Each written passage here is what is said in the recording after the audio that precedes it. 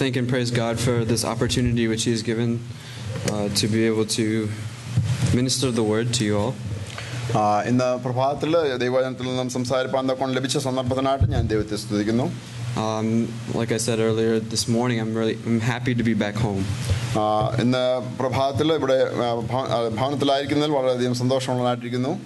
At the same time, I'm also very encouraged by what I saw in India. അതേസമയം തന്നെ ഇന്ത്യയിൽ കണ്ട പല കാര്യങ്ങളും തൻ്റെ ബ്രയൻ്റെ ജീവിതത്തിൽ വളരെയധികം അനുഗ്രഹത്തിന് കാരണമായി തീർന്നു. The first part of this talk, I'd like to just share a few of my experiences, the first time experiences amongst the villagers there. ഇന്ത്യയിലുള്ള ആ വില്ലേജിൽ കടന്നു പോയപ്പോൾ അവരുമായിട്ട് ഒരുമിച്ചുള്ള പരിചയം അല്പസമയം ആദ്യത്തെ ഭാഗം അത് ഷെയർ ചെയ്യാനായിട്ട് ഉദ്ദേശിക്കുകയാണ്. As you all know, this was my first time experiencing going to such places of poverty and villages. നിങ്ങളെല്ലാവരും അറിയുന്ന പോലെ ഇന്ത്യയുടെ പല ഭാഗങ്ങളിലുള്ള കഷ്ടതയും പട്ടിണിയുടെയും ഒക്കെ മധ്യത്തിൽ ആദ്യമായിട്ട് കടന്നു പോകുന്ന ഒരു പരിചയമാണിത്. I remember before I left, Justice was telling me that, be prepared to be shocked.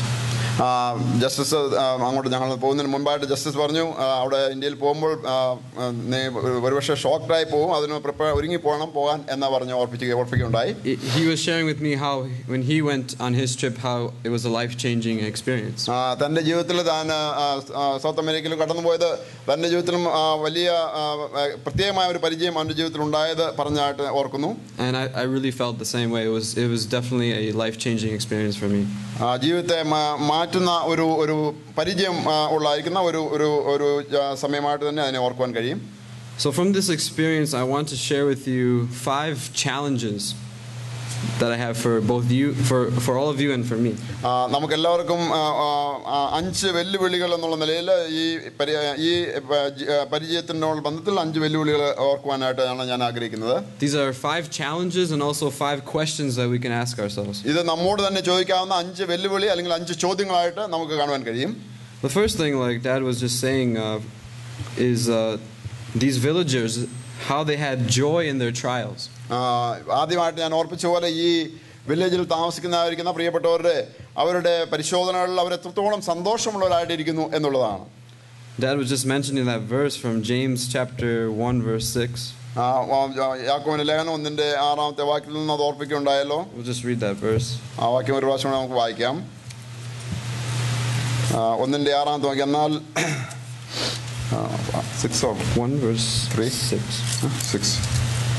എന്നാൽ അവൻ verse 2 രണ്ടാമത്തെ വാക്യം. എൻ്റെ സഹോദരന്മാരെ, നിങ്ങൾ വിവിധ പരീക്ഷകളിൽ അകപ്പെടുമ്പോൾ നിങ്ങളുടെ വിശ്വാസത്തിന്റെ പരിശോധന സ്ഥിരത ഉളവാക്കുന്നു എന്ന് അറിഞ്ഞ് അത് അശേഷം സന്തോഷം എന്നെണ്ണുവിൻ.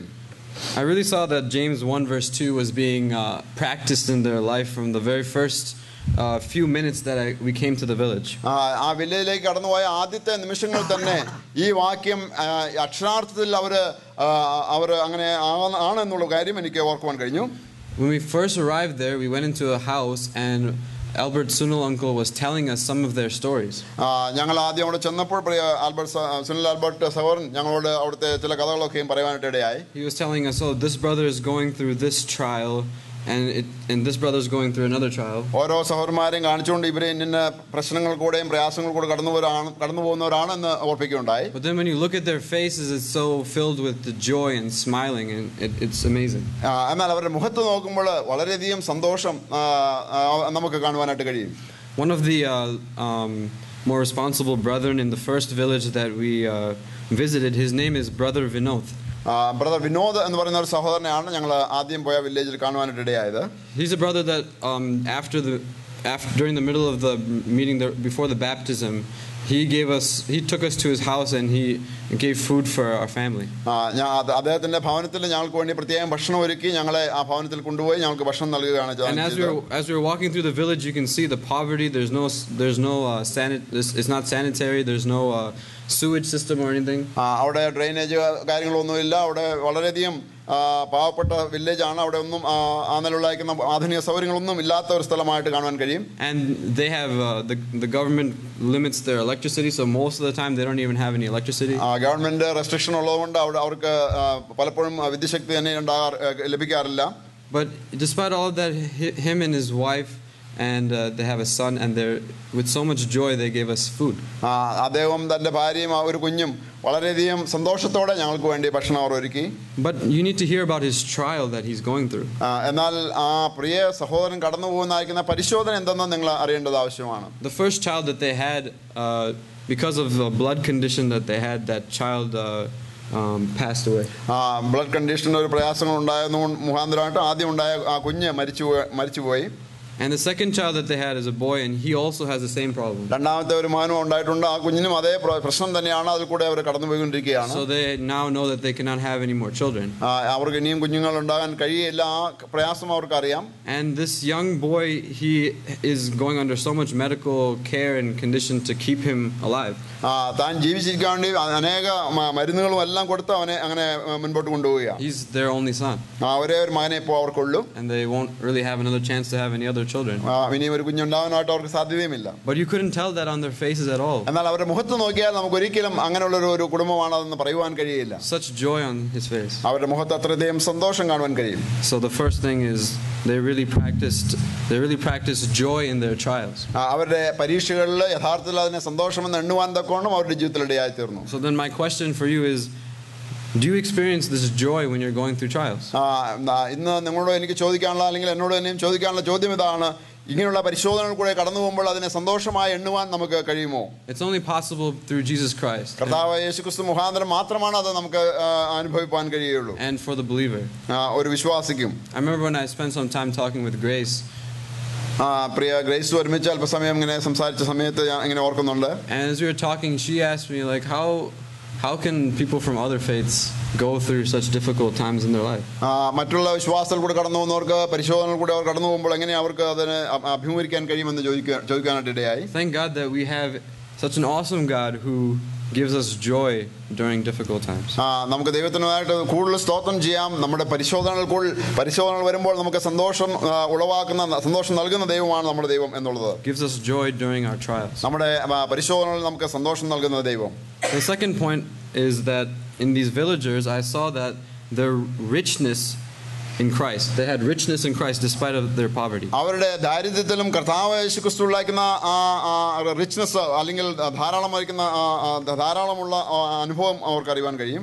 In Revelation chapter 2 verse 9 we can see a verse that's related to this. ഇതിനോട് ബന്ധപ്പെട്ട ഒരു വാക്യം നമുക്ക് വെളിപ്പാട് പുസ്തകം 2:9 വാക്യത്തിൽ കാണാൻ കഴിയും. ഞാൻ നിന്റെ കഷ്ടതയും ദാരിദ്ര്യവും നീ ധനവാനാകുന്നു ദാനും നിങ്ങൾ യഹൂദർ എന്ന് പറയുന്നെങ്കിലും യഹൂദരല്ല. Okay. Yeah, just the beginning part. So to the church in Smyrna he's writing, I know your tribulation and your poverty, but you are rich. സ്മരണയുള്ള സഭയുടെ ദൂതൻ എഴുതുമ്പോൾ പറയുന്നതാണ്, ഞാൻ നിന്റെ കഷ്ടതയും ദാരിദ്ര്യവും അറിയുന്നു, എന്നാൽ നീ ധനവാനാകുന്നതാനും. So one thing that I was sharing with them on the second day that we were visiting the villages was I would rather have the richness that you guys have in Christ. നിങ്ങളിലുള്ളായിരിക്കുന്ന ഈ ക്രിസ്തുവിന്റെ ധനം അത് എനിക്കുണ്ടായിരുന്നെങ്കിൽ നല്ലതായിരുന്നു എന്ന് Brian അവിടെ ഓർപ്പിക്കാനായിട്ട് I was telling them I would rather have that richness than any of the riches of this world. ഈ ലോകത്തിന്റെ ഏത് ധനത്തേക്കാൾ അധികമായിട്ട് ക്രിസ്തുവിൽ നിങ്ങൾക്കുള്ള ധനം അത് എനിക്ക് ലഭിച്ചിരുന്നെങ്കിൽ എന്ന് പ്രിയ Ibrahim പറയുണ്ടായി. Like Lalonko was saying in the worship time, referring to that verse, what profits a man if he gains the whole world but if he loses his soul? ഒരു മനുഷ്യൻ സർവ്വലോകം നേടിയാലും തന്റെ ആത്മാവിനെ നഷ്ടമാക്കുന്നെങ്കിൽ എന്ന് പ്രിയ ലാലു ഓർപ്പിച്ച പോലെ ആണ് ആ കാര്യം ഇരിക്കുന്നത്. The price of his soul is so much greater than the price of the entire world. ഈ ആത്മാവിന്റെ വില എന്നുള്ളത് ഈ ലോകത്തിന്റെ വിലയേക്കാൾ വലിയതാണെങ്കിൽ ഉപരിയാണ്. And yet here in America I feel like we tend to focus too much on worldly riches. എന്നാൽ ഈ അമേരിക്കയിലേക്ക് നമ്മൾ പലപ്പോഴും ലോകത്തിന്റെ ധനത്തെ കൂടുതൽ മോഹിക്കുകയും അതിനുവേണ്ടി പ്രവർത്തിക്കുകയും ചെയ്യുന്നവരായിട്ടിരിക്കുന്നു. I know that's true in my life. നമ്മുടെ ഓരോരുത്തരുടെയും ജീവിതത്തിൽ പ്രിയപ്പെട്ടവരുടെയും ജീവിതത്തിൽ അത് ശരിയാണ്. And yet these people in their poverty they're so rich. ഈ പ്രിയപ്പെട്ടവരൊക്കെയും അവർ വളരെയധികം പാവപ്പെട്ടവരാണെങ്കിലും അവർ വളരെയധികം ധനികരാണ്. 2 Corinthians chapter 8 verse 9. 2 കൊരിന്ത്യർ 8:9 വാക്യത്തിലേക്ക് നമുക്ക് വരാം. This is the reason why we are rich. ഈ കാരണത്താലാണ് നാം ധനികരായിരിക്കുന്നത്. Chapter 8. 2 Corinthians chapter 8 verse 9. 8 and 9.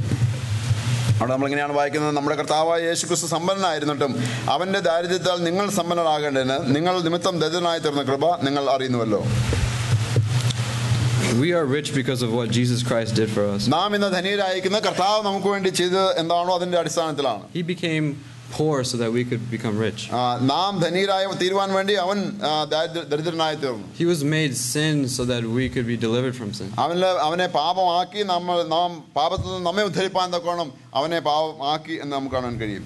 So my second question to you is, ഇന്ന് പ്രഭാതത്തിലുള്ള രണ്ടാമത്തെ ചോദ്യം നമ്മളോടുള്ളത്, do you understand how rich you are in Christ? ക്രിസ്തുവിൽ നാം എത്ര ധനികരാണ് എന്നുള്ളത് നാം അറിയുന്നുവോ? When you understand that, you can really experience heaven on earth. അത് യഥാർത്ഥമായി നാം മനസ്സിലാക്കുമ്പോൾ സ്വർഗം ഈ ഭൂമിയിൽ നമുക്ക് അനുഭവമാക്കി തീർക്കുവാൻ കഴിയും. For the third point, the thing that I learned from this village experience was how they encouraged one another, and they were so joyful to be meeting with one another. മൂന്നാമതായിട്ട് അവിടെ ഞാൻ കണ്ടായിരിക്കുന്ന ഒരു കാര്യം എന്നുള്ളത്, അവർ അന്യോന്യം എങ്ങനെ ഉത്സാഹപ്പെടുത്തി അന്യോന്യം അങ്ങോട്ടും ഇങ്ങോട്ടും എങ്ങനെ എൻകറേജ് ചെയ്തു എന്നുള്ളതായിരിക്കുന്ന വിഷയമാണ്. Like Dad was saying, they come from different villages far away, and they came to one place. വളരെയധികം ദൂരത്തു നിന്ന്, വളരെ അധികം മൈലുകൾ ദൂരത്തു നിന്നാണ് അവർ ഈ വില്ലേജിൽ ഒരു യോഗത്തിനായിട്ട് കടന്നു വരുന്നത്. With so much sacrifice, they set up everything for us beforehand, the sound systems and all that stuff, and they traveled a long distance. അനേക മൈലുകൾ യാത്ര ചെയ്ത് മൈക്ക് സിസ്റ്റവും ഇതെല്ലാമായിട്ട് ചുമന്ന് കൊണ്ടുവന്നവർ അത് അവിടെ വെച്ച് അങ്ങനെ വളരെയധികം സാക്രിഫിഷ്യൽ ആയിട്ട് ത്യാഗസമ്പൂർണ്ണമായിട്ടാണ് ആ കാര്യങ്ങളൊക്കെയും അവർ ചെയ്യുന്നത്. And you could sit with them and talk with them for hours and hours, and they will not want to go away. എത്രയോ മണിക്കൂറുകൾ അവിടെ നിന്ന് അവരോട് സംസാരിച്ചാലും അതിനകത്ത് സംസാരിച്ചാലും അവിടെ നിന്ന് എങ്ങും പോകാനുള്ള തിരക്ക് അവരിൽ കാണുവാൻ കഴിയില്ല. Wow, that's something that really challenged me. അത് പ്രിയ എബ്രായനെ പ്രത്യേകമായ നിലയിൽ വെല്ലുവിളിക്കുവാൻ കാരണമായി തീർന്നു. Hebrews 10:24 and 25. എബ്രായ ലേഖനം 10:22 Hebrews chapter 10 verses 24 and 25. It says, and let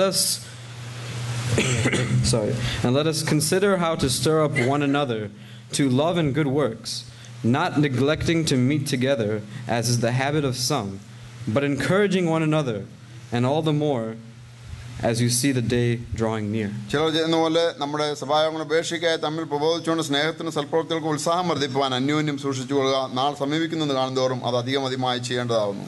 Not forsaking the assembling of ourselves.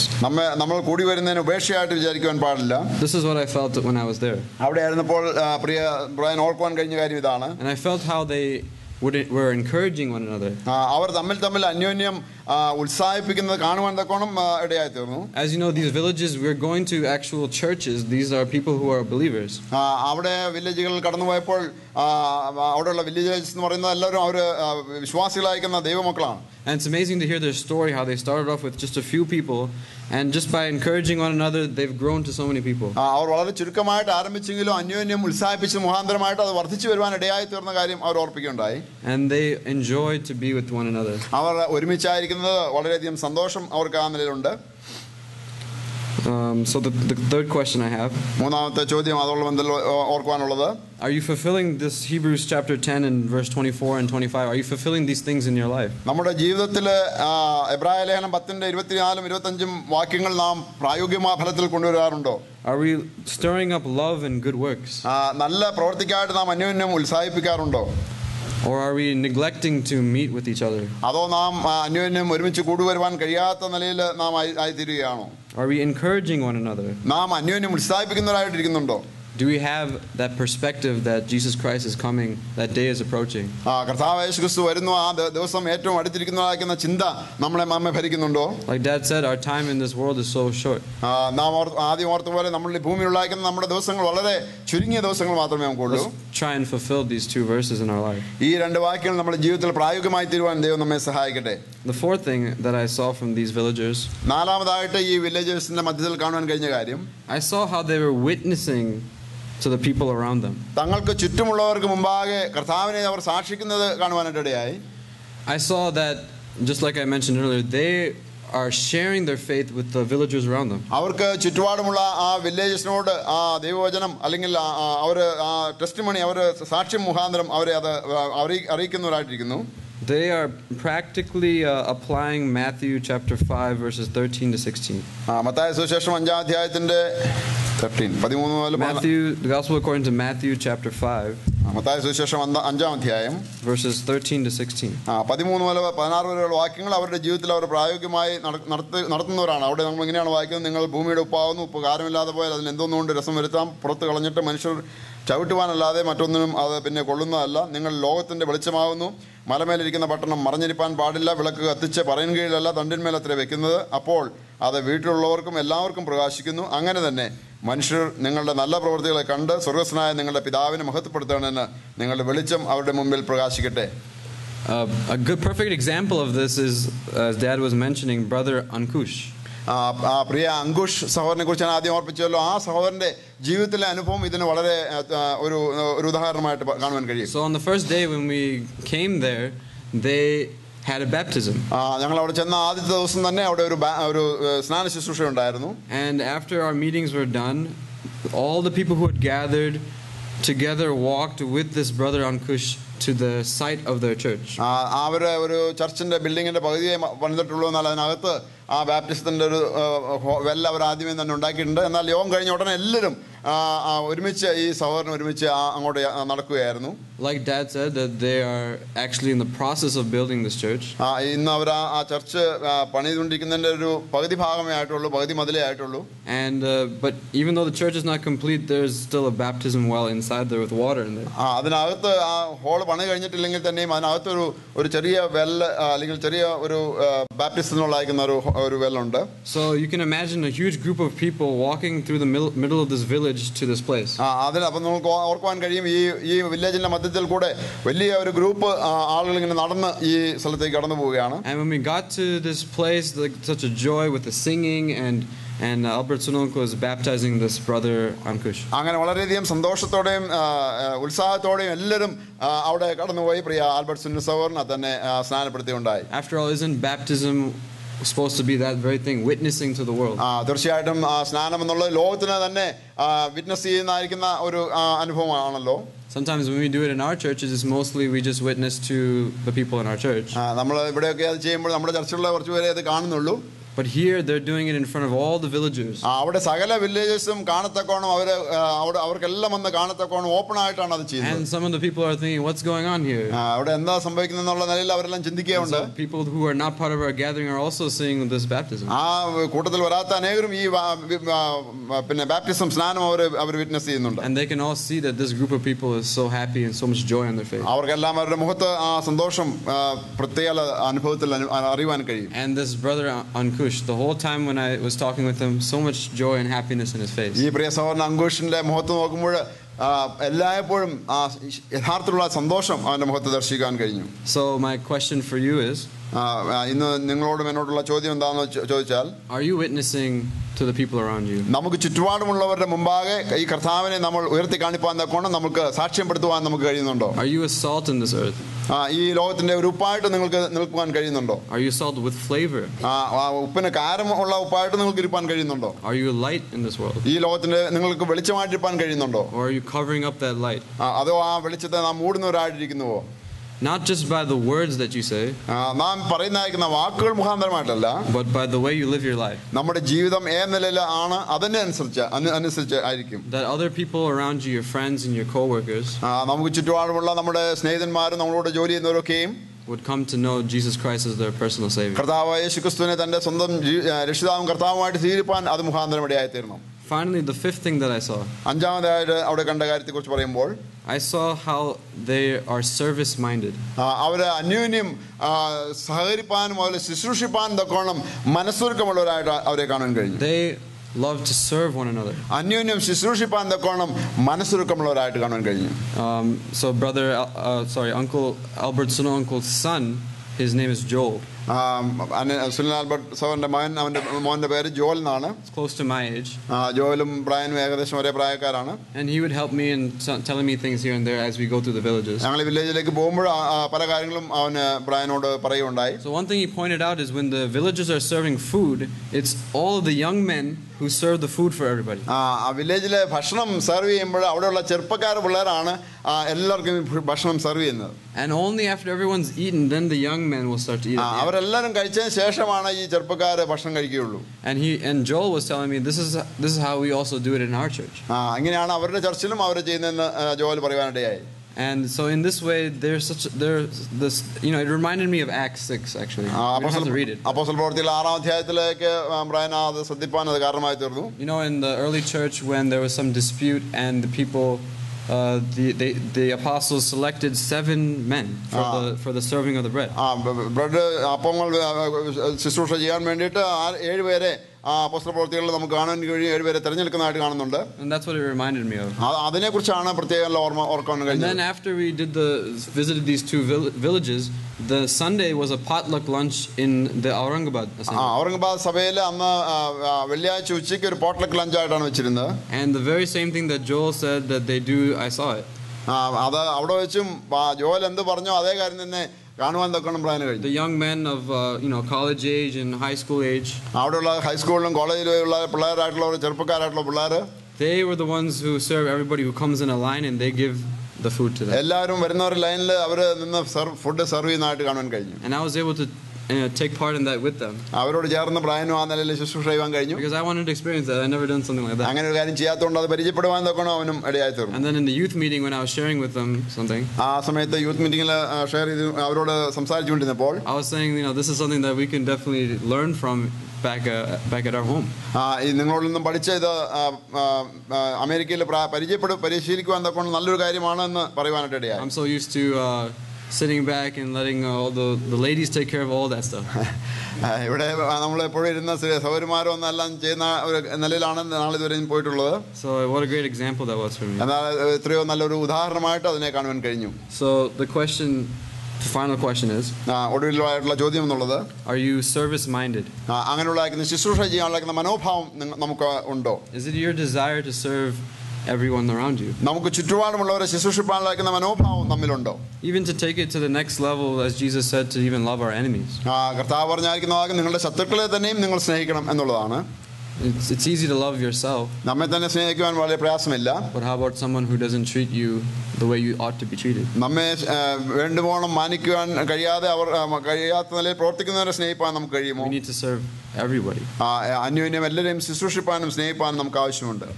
So, with 10 minutes quick meditation, I would like to bring a topic before you, which I meditated upon.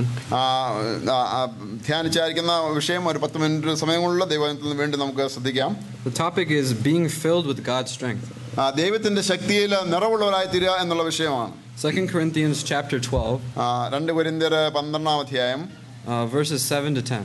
7 മുതൽ 10 വരെയുള്ള വാക്യങ്ങൾ. 2 കൊരിന്ത്യർ 2 Corinthians chapter 12, verses 7 to 10. Let's read those. 12:7 മുതൽ 10 വരെയുള്ള വാക്യങ്ങൾ നമുക്ക് വായിക്കാം. അവിടെ എങ്ങനെയാണ് വായിക്കുന്നത്? വെളിപ്പാടുകളുടെ ആധിക്യത്താൽ ഞാൻ അതിനായി നിഗളിച്ചു പോകാതിരിപ്പാൻ എനിക്ക് ജഡത്തിൽ ഒരു ശൂലം തന്നിരിക്കുന്നു. ഞാൻ നിഗളിച്ചു പോകാതിരിക്കേണ്ടതിന് എന്നെ കുത്തുവാൻ സാത്താന്റെ ദൂതനെ തന്നെ. അതെന്നെ വിട്ടു നീങ്ങേണ്ടതിന് ഞാൻ 3 വട്ടം കർത്താവിനോട് അപേക്ഷിച്ചു. അവൻ എന്നോട് എൻ്റെ കൃപ നിനക്ക് മതി, എൻ്റെ ശക്തി ബലഹീനതയിൽ തികഞ്ഞു വരുന്നു എന്ന് പറഞ്ഞു. ആകയാൽ ക്രിസ്തുവിൻ്റെ ശക്തി എൻ്റെ മേൽ ആവസിക്കേണ്ടതിന് ഞാൻ അതിസന്തോഷത്തോടെ എൻ്റെ ബലഹീനതയിൽ പ്രശംസിക്കും. May the Lord bless the reading of His word to us. ദൈവവചന പാരായണം അവന്റെ നാമത്തിന് മഹത്വത്തിന് കാരണമായി തീരുവാനിടയാകട്ടെ. Let it be our prayer this evening that we not only be hearers of the word but also doers of the word. ദൈവവചനം കേൾക്കുന്നവരായിട്ട് മാത്രമല്ല അതിനെ പ്രായോഗികത്തിൽ കൊണ്ടുവരുന്നവരായിട്ടിരിക്കാൻ നമുക്ക് പ്രാർത്ഥിക്കാം. So our topic for this short meditation is being filled with God's strength. ദൈവത്തിന്റെ ശക്തിയിൽ നിറവുള്ളവരായിട്ടിരിക്കുക എന്നുള്ളതാണ് ഇന്നത്തെ വിഷയം. This is a very familiar passage for all of us. നമുക്ക് എല്ലാവർക്കും വളരെ സുപരിചിതമായിരിക്കുന്ന ഒരു വേദഭാഗമാണിത്. This is a very precious scripture for me. പ്രിയ ബ്രയനോടുള്ള ബന്ധത്തിൽ ഈ വേദഭാഗം വളരെയധികം വിലയുള്ളതാണ്. The first time that I really spent a lot of time from this passage was in the 2010 FIBA conference. 2010 FIBA കോൺഫറൻസിൽ വെച്ചാണ് ഈ വചനം തന്നെ ധാരാളമായിട്ട് സ്പർശിച്ചത്. And the final message of that conference, John Curran uncle gave a message on these verses. ഈ വാക്യത്തിൽ നിന്നും പ്രിയ John Kurian uncle അന്ന് അവിടെ വെച്ച് അതിൽ നിന്ന് സംസാരിക്കാനിടയായി. And it really was one of those experiences where you feel like God is speaking deep to your soul. നമ്മുടെ ആത്മാവിനോട് ദൈവം സംസാരിക്കുന്ന പോലെ ആഴത്തിൽ സംസാരിക്കുന്ന പോലെ തനിക്ക് ബ്രയൻ അത് തോന്നുവാനായിട്ട് ഇടയായി തീർന്നു. For me personally, I felt like one of my greatest weaknesses was I have an independent nature. തൻ്റെ ബ്രാൻഡ് ഒരു ബലഹീനത എന്നുള്ളത് തന്നിൽ തന്നെ ആശ്രയിക്കുന്ന സ്വയം ആശ്രയിക്കുന്ന ഒരു പ്രകൃതിയാണ് എനിക്കുള്ളത്. I can do this on my own. എനിക്ക് സ്വന്തമായിട്ട് ഇതെല്ലാം ഇന്ന കാര്യങ്ങൾക്കും ചെയ്യാൻ കഴിയുമെന്നുള്ള ഒരു ചിന്ത ഉണ്ട്. Don't need anybody's help. മറ്റാരുടെയും സഹായം എനിക്ക് ആവശ്യമില്ല. And in that message, God was really telling me how I need to grow spiritually more. ആത്മീയമായിട്ട് ഞാൻ എത്രയധികം വർദ്ധിക്കണമെന്നുള്ളത് അന്നത്തെ ആ മെസ്സേജിൽ നിന്നും ദൂതിൽ നിന്നും എനിക്ക് മനസ്സിലാക്കുവാനിടയായി തീർന്നു. As you grow spiritually, you become more dependent on God and less independent. നാം ആത്മീയമായിട്ട് വളരുമ്പോൾ കൂടുതൽ ദൈവത്തിൽ ആശ്രയിപ്പാൻ തക്കവണ്ണം ഇടയായിത്തീരും, കുറച്ച് മാത്രം നമ്മിൽ ആശ്രയിപ്പാനും ഇടയാകും. And here we have Paul as an example for us. ഇവിടെ നമുക്ക് പൗലോസ് ഒരു ഉദാഹരണമായിട്ടിരിക്കുകയാണ്. And we know the background that in the previous verses he's talking about how he was able to see the third heaven.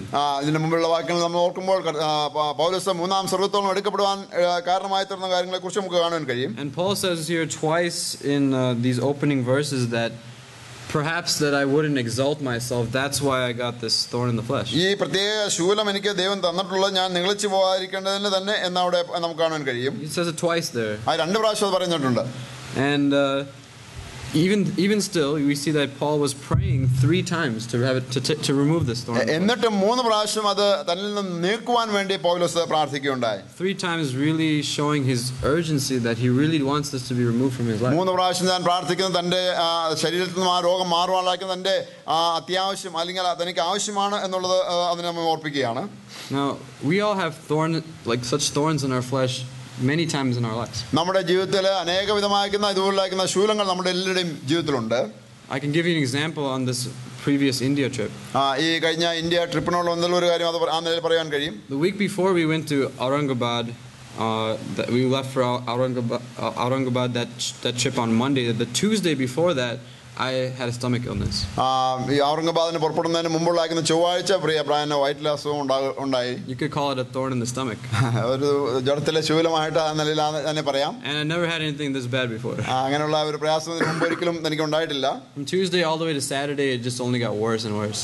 ചൊവ്വാഴ്ച മുതൽ ശനിയാഴ്ച വരെ അത് വളരെയധികം മോശമായി വരികയാണ് ചെയ്തത്. And I was kind of worried because I was wondering how this is going to affect my first experience going out into these villages. ഈ വില്ലേജിലേക്ക് പോകാൻ തക്കോണോ അത് എങ്ങനെ കാരണമായി ഇനിയും പ്രയാസമാണോ എന്ന് ചിന്തിപ്പാനായിട്ട് ഇടയായി. But on that Saturday night, out of nowhere, everything was normal. ശനിയാഴ്ച രാത്രിയിൽ ആയപ്പോഴത്തേക്ക് എല്ലാ പ്രയാസങ്ങളും മാറിക്കിട്ടി. And I was praising God and thanking God. ദൈവത്തെ സ്തുതിപ്പാനും മഹത്വപ്പെടുത്തുവാനും അത് കാരണമായി തീർന്നു. And I was reminded again of these verses. ഈ വാക്യങ്ങളെ വീണ്ടും വീണ്ടും അത് ഓർക്കുവാൻ തക്കോണം എനിക്ക് കാരണമായി തീർന്നു. I wish I remembered these verses throughout that time. രോഗം തന്നെ ബാധിച്ച സമയത്ത് മുഴുവൻ സമയവും ഇത് ഓർത്തിരുന്നെങ്കിൽ എന്ന് അവൻ ആഗ്രഹിച്ചു. Instead I was kind of complaining and showing my lack of faith. എന്നാൽ തനിക്കുള്ള വിശ്വാസത്തിന്റെ കുറവിനെയും അതുപോലെ തന്നെ ചോദ്യം ചെയ്യുവാനുമാണ് അത് കാരണമായി തീർന്നുള്ളത്. But praise God, He delivered me from that, and I didn't have any problems in Aurangabad. അതിനുശേഷം ഒരിക്കലും ആ പ്രയാസം വരാതെ ദൈവം അവനെ അതിൽ നിന്ന് വിടുവിച്ചു. ദൈവത്തിന് സ്തോത്രം. Another example, after Aurangabad was so many mosquito bites I had. ഔറംഗാബാദിന് കഴിഞ്ഞ ശേഷം അനേകം മസ്കിറ്റോ ബൈറ്റ് എനിക്ക് ലഭിക്കുകയുണ്ടായി. And again I was complaining. കൊതുക് കടിച്ചപ്പോഴും അങ്ങനെ പ്രാവശ്യം കംപ്ലൈന്റ് ചെയ്തു. For such little things.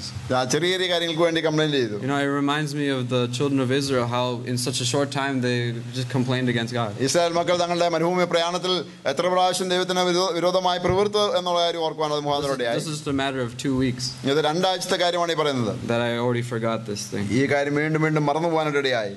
I hope that we can remember these verses every day of our life. നമ്മുടെ അനുദിന ജീവിതത്തിൽ എന്നും ഇത് ഓർക്കുവാൻ തക്കോണം ദൈവം നമ്മെ സഹായിക്കുമാറാകട്ടെ. These verses are so powerful. ഈ വാക്യങ്ങൾ വളരെയധികം ശക്തിയുള്ളതാണ്. We see in look at the verse where he says God's reply, God's answer to Paul's prayer. അവിടെ നമുക്കറിയാൻ കഴിയും പൗലോസിന്റെ പ്രാർത്ഥനയ്ക്ക് കർത്താവ് മറുപടി നൽകിയതായിട്ട്. Verse 9 he says, but he said to me, my grace is sufficient for you. 9ാമത്തെ വാക്യത്തിൽ അവൻ പറയുന്നുണ്ട്, എൻ്റെ കൃപ നിനക്ക് മതി.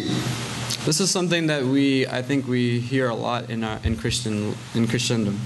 ക്രിസ്തീയ നമ്മുടെ യുഗത്തിൽ ഏറ്റവും അധികം പ്രാവശ്യം അല്ലെങ്കിൽ അനേക പ്രാവശ്യം കേൾക്കുന്ന ഒന്നാണ് ഈ എൻ്റെ കൃപ എന്നുള്ളത്. You probably hear it a lot, you know, God's grace is sufficient. കർത്താവിന്റെ കൃപ ധാരാളം മതി എന്ന് നാം പലപ്പോഴും കേട്ടിട്ടുണ്ട്. It's being said so much that I don't know if we really understand what it means. പല പ്രാവശ്യം അത് കേട്ട് അതിന്റെ യഥാർത്ഥ അർത്ഥം എന്താണെന്ന് നമുക്കറിയാമോ എന്ന് തന്നെ നാം സംശയിക്കുകയാണ്. It's such an amazing thought that God's grace is enough. കർത്താവിന്റെ കൃപ നമുക്ക് മതി അല്ലെങ്കിൽ മതി എന്നുള്ളത് എത്രയും വലിയ അതിശയപരമായ ഒരു വാക്യം തന്നെയാണ്. We never need to pray to God and ask for more grace. നാം കൂടുതൽ കൃപയ്ക്ക് വേണ്ടി നാം ഒരിക്കലും കർത്താവിനോട് പ്രാർത്ഥിക്കേണ്ട ആവശ്യമില്ല. Because God has given us this answer that His grace is always sufficient.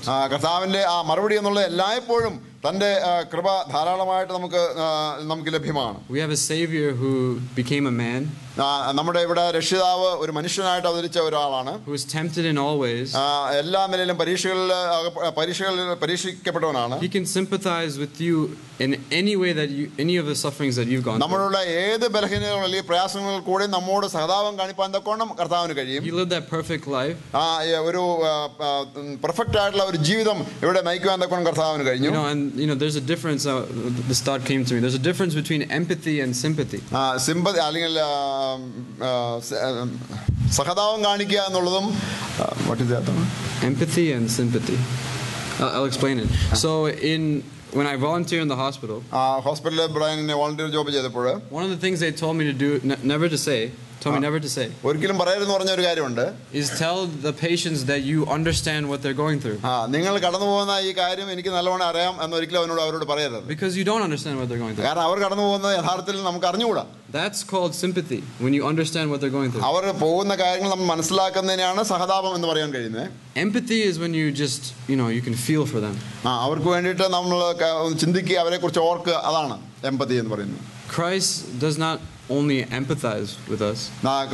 ക്രിസ്തു നമ്മെക്കുറിച്ച് നമ്മളുടെ കാര്യങ്ങളെക്കുറിച്ച് ഓർക്കുക മാത്രമല്ല, he sympathizes with us. നമ്മളോട് സഹതാപം കാണിപ്പാൻ അവൻ കഴിയുന്നതാണ്. So he understands every difficulty that we go through. നമ്മൾ കടന്നു പോകുന്ന എല്ലാ പ്രയാസങ്ങളെയും അവൻ അറിയുന്നവനാണ്. And he understands more than we do.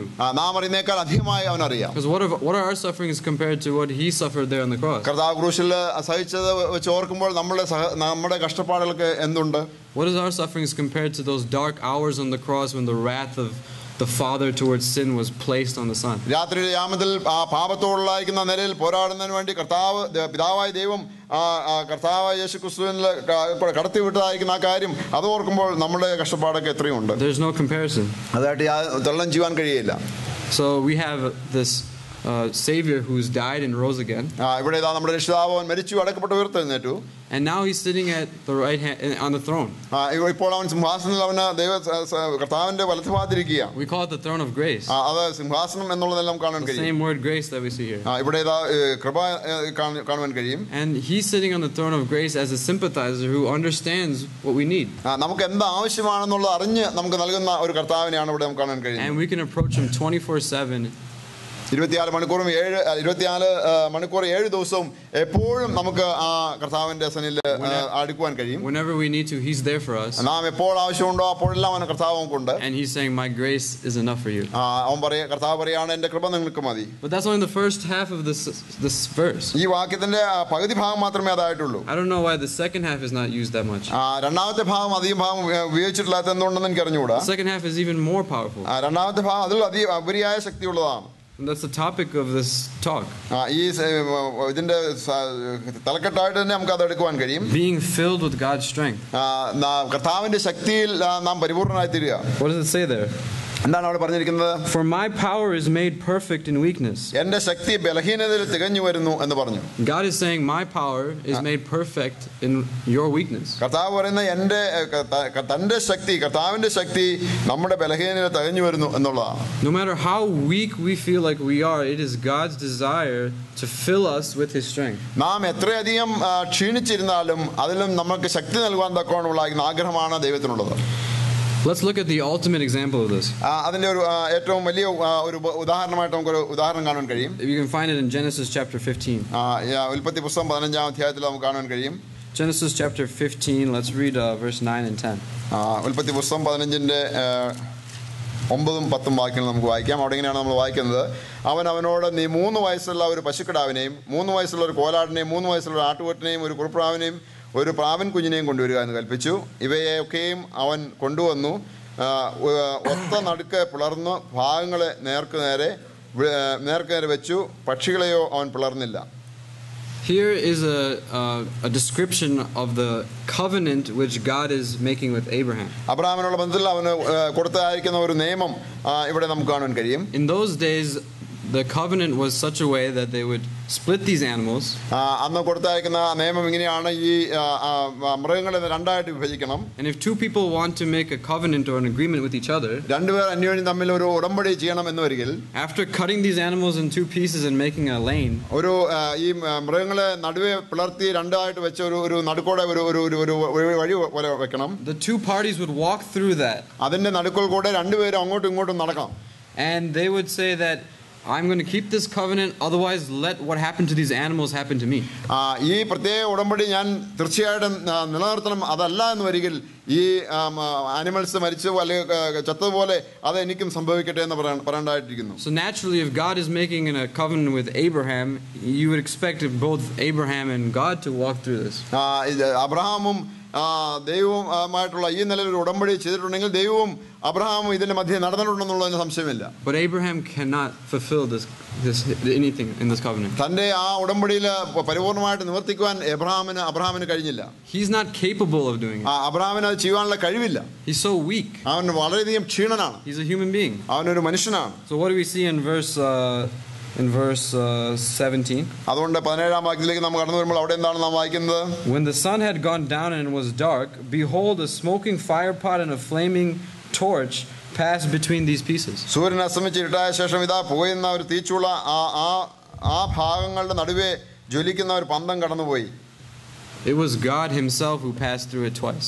അവിടെ ദൈവം തന്നെ ഈ ഇതിന്റെ മധ്യത്തിൽ കൂടെ രണ്ട് പ്രാവശ്യം കടന്നായിട്ട് കാണുന്നു. This is the ultimate example of God filling us with his strength. തന്റെ ശക്തി മുഖാന്തരം നമ്മെ നിറയ്ക്കുന്നതിന്റെ ഏറ്റവും പരമോന്നതമായിരിക്കുന്ന ഉദാഹരണം ഇതാണ്. We couldn't do anything about our sin. നമുക്ക് തന്നെ നമ്മുടെ പാപങ്ങൾക്ക് വേണ്ടി പരിഹാരത്തിനായി ഒന്നും ചെയ്യാൻ കഴിയില്ല. But God the Father paid the price for the sin by putting it on the Son. കർത്താവായ യേശു, പിതാവായിരിക്കുന്ന ദൈവം പുത്രനായിരിക്കുന്ന യേശുക്രിസ്തുവിൽ കൂടെ അത് നിറവേറുകയാണ് ചെയ്തത്. Oh, how awesome is our God. നമ്മുടെ ദൈവം എത്ര വലിയവനാണ്. We know in Philippians 4:13. Philippi ലേഖനം 4:13 വാക്യത്തിലേക്ക് നാം കടന്നു വരുമ്പോൾ, let's read that verse. ആ വാക്യം നമുക്ക് വായിക്കാം. എന്നെ ശക്തനാക്കുന്നവൻ മുഖാന്തരം ഞാൻ സകലത്തിനും മതിയാകുന്നു. I can do all things through Christ who strengthens me. എന്നെ ശക്തനാക്കുന്നവൻ മുഖാന്തരം ഞാൻ സകലത്തിനും മതിയാകുന്നു. Let me see. It might be a little bit different in this version. Let me just read it.